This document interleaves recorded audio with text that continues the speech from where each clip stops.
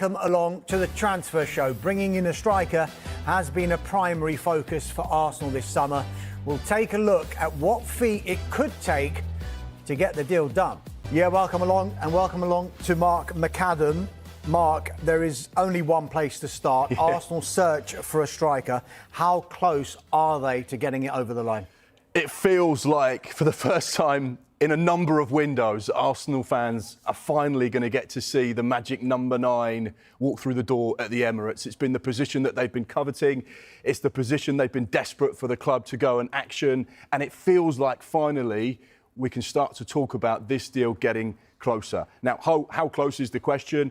We know that Arsenal are pushing hard and they are in advanced talks at the moment. There's been no club-to-club agreement between Sporting and Arsenal, but the conversation continues between the two football clubs. There are some reports out there suggesting that Victor Gyokeres has told his friends, yeah, I'm only interested in Arsenal. Arsenal's a team for me, Arsenal's a team I want, and that he's also made that quite clear to the hierarchy at Sporting Lisbon.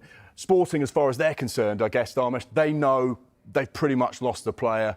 He's played as many games as he's going to play at Lisbon. And what an incredible 2 years it's been. 97 goals in 102 appearances. It is simply phenomenal. Hence why now we're talking about this potential move. Maybe that celebration will be seen in the Premier League not too far away.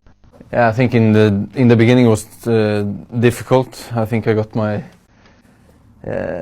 only yellow cards in the beginning. I'm not sure when I got the last one, but it felt like it's been a while in the league at least. So yeah, it was a bit different in that area compared to what I was used to before. So yeah, it's something that I've been adapting to, I think, and yeah, now it's not a problem for me anymore. Yeah, sometimes it happens, but I think that's just part of the game, and I think that happens in a lot of leagues around in the world. So I don't think it's something special that just happens here. But yeah, of course, that's something that I've seen, and something that maybe it's not so common in the championship, because I don't think you get too much out of it. But yeah, it's nothing that you can affect because it's. Yeah, just to add to that, Mark, Arsenal thought to be encouraged by the player's desire to join. Personal terms not expected to be a problem, but in a fresh development, Sporting have given Gyokeres permission to delay his return for pre-season. Now, we know pre-season gets underway for a lot of clubs, not only in the Premier League, but around Europe tomorrow. Yeah. That's a week after some of his teammates. That's when he was due back. So some of them have actually gone back a week ago, but he's now been given until Friday as these talks with Arsenal progress. And there is no certainty, given what you've just been saying, that he's going to return at all. Now, you did say, despite these talks being advanced, there's no club-to-club agreement just yet. What is it going to take for there to be this club-to-club agreement? Well, this feels like a little bit of a grey area. Now, normally when we go into transfer negotiations and we're talking about them, we've got a bit of an idea about what the price is the selling club are looking for. Normally it's the first question you'll ask your contacts. OK, fine, but how much is it going to cost to get this deal done? Now, this is where it gets a little bit confusing, because there were rumoured reports that when Victor Gyokeres went to Sporting Lisbon from Championship side Coventry, there was a release clause inserted into that contract that was €100 million, which is around £80 million.